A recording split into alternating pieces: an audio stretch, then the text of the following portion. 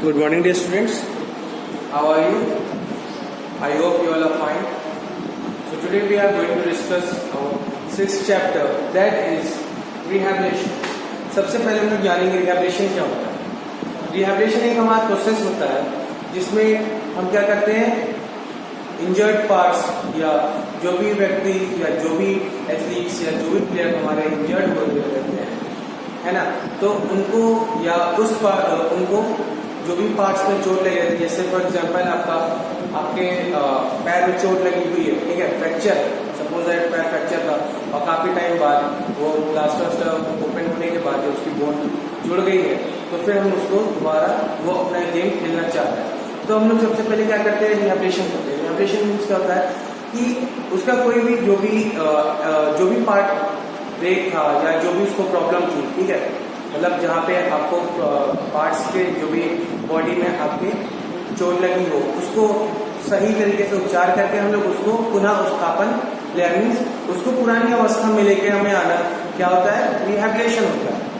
तो जैसे मैंने अभी एग्जाम्पल बताया कि एक पैर फ्रैक्चर हो गया, तो उसको क्या करेंगे, पैर फ्रैक्चर जब हो गया तो उसकी बोन जुड़ने गई तो उसको हम धीरे धीरे फिजिकल एक्टिविटी कराएंगे, जैसे स्ट्रेचिंग कराएंगे उसके पैरों की स्लोली, ठीक है, उस पर थोड़ा थोड़ा पैर तक की लोड देंगे ये, ठीक. तो इन सब चीज़ों से क्या होगा, उसकी मसल्स जो भी होंगी उनको, पैरों की मसल्स जो होगी उनको हम उसकी वापस पोजीशन पे उस टाइम पे ले आएंगे जब वो उस टाइम पोजीशन पे थी.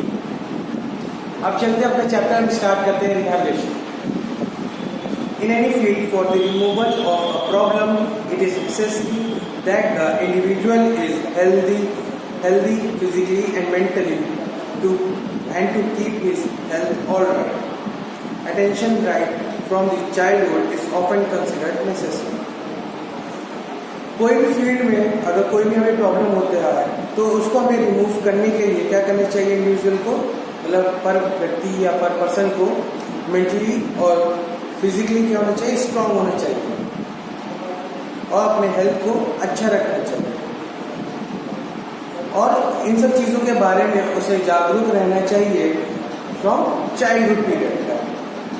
The reality is that if from the beginning stage attention is paid to the minor details of fact, the possibility of getting the benefit remain in the removal action.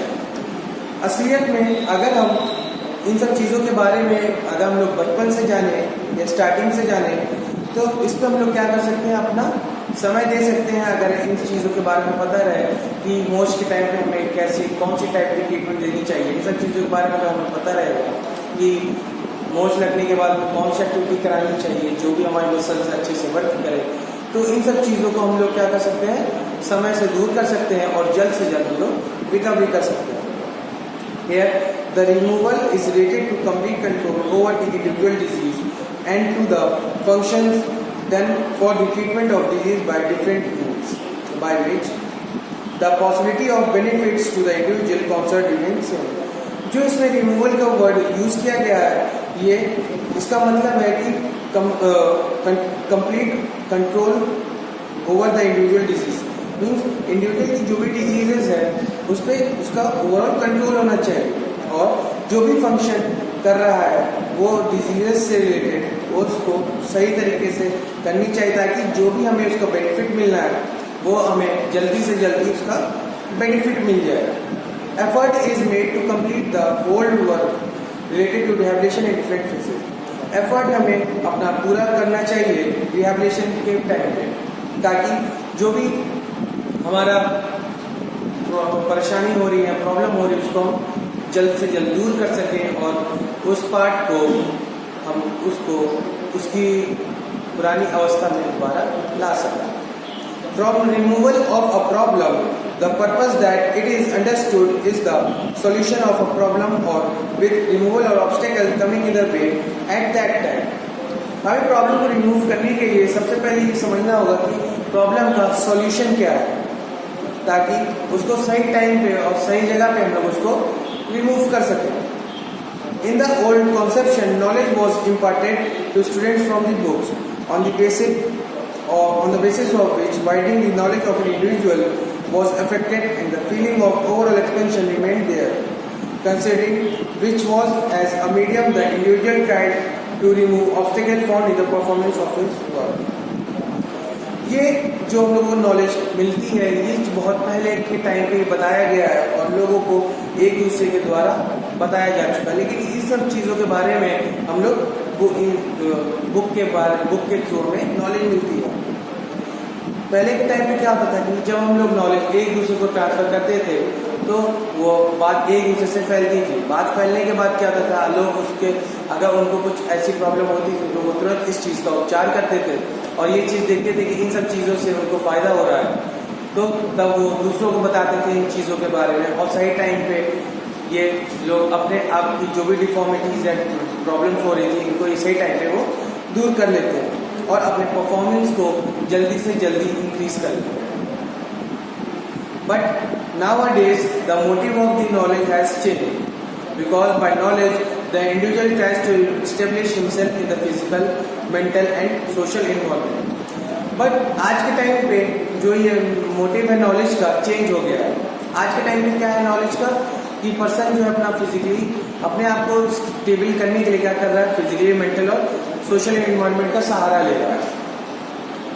On the set basis he prepares plans for the removal of related problems. कोई भी problems के बारे में वो पहले से plan कर ले रहा है और उसके अकॉर्डिंग उस प्रॉब्लम को वह दूर कर रहा है। The task relating to rehabilitation should be performed on the basis of checkups done for the sake of treatment. जो भी रिहैबिलिटेशन के द्वारा टास्क होते हैं वो हमें चेक करना चाहिए ट्रीटमेंट के लिए, क्या वो जो हम लोग ट्रीटमेंट दे रहे हैं या जो भी प्रोसेस करेंगे क्या वो उस ट्रीटमेंट के लिए सही है कि नहीं है। एग्जाम्पल के तौर पे आप देख सकते हैं जैसे मोच और फ्रैक्चर में हम एक तरीके का ट्रीटमेंट नहीं दे सकते। क्यों? क्योंकि मोच में क्या होता है कि जो भी हमारे लिगामेंट, टेंडन ब्रेक होते हैं उनको हम लोग आइसिंग दे के कंट्रोल कर लेते हैं, स्वेलिंग कम कर देते हैं और जो हम लोगों को दर्द होता है उसको हम लोग कंट्रोल कर लेते हैं। लेकिन फ्रैक्चर में क्या होता है, फ्रैक्चर में हमारी बोन क्या होती है, टूट जाती है। तो फ्रैक्चर में जब बोन हमारी टूटेगी तो जाहिर सी बात है दर्द होगा, तो उस दर्द को हम लोग बर्फ से सिकाई नहीं कर सकते हैं, क्योंकि उस टाइम पे सिकाई करने का मतलब होता है कि आपका जो भी फ्रैक्चरल पार्ट है आपका वो और ज़्यादा दर्द बढ़ा देगा। तो ऐसे टाइम पे हमें बर्फ से सिकाई नहीं करनी होती। हम लोग को क्या करना चाहिए रहता है फ्रैक्चर टाइम पे कि जो भी पार्ट जहाँ पे फ्रैक्चर हो उसका मूवमेंट हम लोग करना है, तुरंत स्टॉप कर दें, ठीक है। फिर तुरंत क्या करें हम लोग उसको डॉक्टर से कंसल्ट करें। The said work is done by the medical examination team through the medium of various trained individual.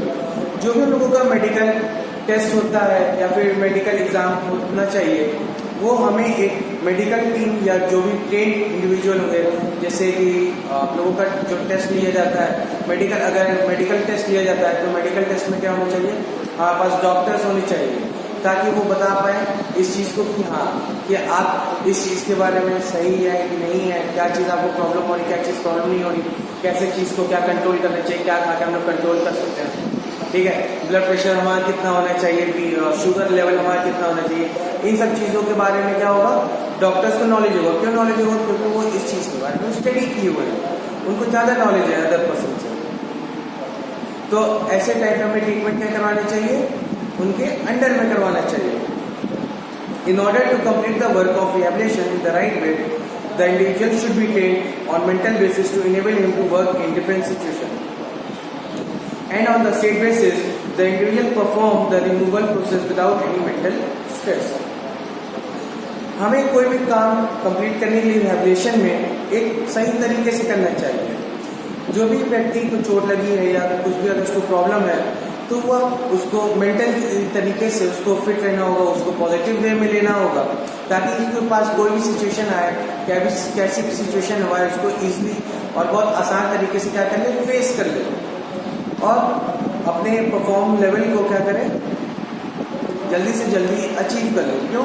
क्योंकि जैसा हम लोग सोचेंगे, अगर हम लोग मेंटली हैप्पी रहेंगे तो हम लोगों के जो भी हार्मोन्स निकलेंगे वो अच्छे निकलेंगे और सैड रहेंगे तो हमारे बैड निकलेंगे। मीन्स हार्मोन्स आपके जैसा आपका माइंड रहेगा, अगर हैप्पी आपका मूड है तो अच्छे हार्मोन्स निकलेंगे। तो हम लोग क्या सोचते हैं, जब हैप्पी रहते हैं तो हम लोग सोचते हैं कि बहुत अच्छा होगा, सब कुछ अच्छा होगा, लेकिन सैड रहेंगे तो हर एक चीज़ में हम लोग नेगेटिव सोचने लगते हैं। चाहे वो अच्छा ही हो रहा हो लेकिन हम लोग क्या सोचते हैं उसके बारे में, नेगेटिव सोचने लगते हैं। तो इन सब चीज़ों से क्या होता है रिहैबिलिटेशन में हमें कि हमें पॉजिटिव सोचना चाहिए।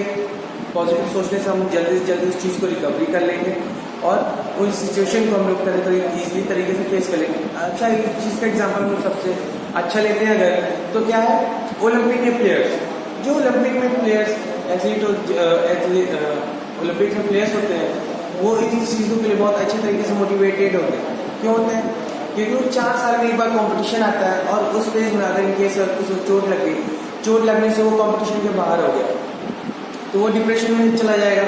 तो डिप्रेशन में ना जाने के लिए तरह तरह की एक्सरसाइजेज होती हैं, ठीक है, उनके थॉट्स को बदला जाता है, मोटिवेट किया जाता है ताकि वो आने वाले साल में जो ओलंपिक हमारा होगा उसके लिए क्या हो जाए, उसके लिए हम लोग उसको प्रिपेयर करेंगे ताकि वो उसमें मेडल ला पाए, ठीक है।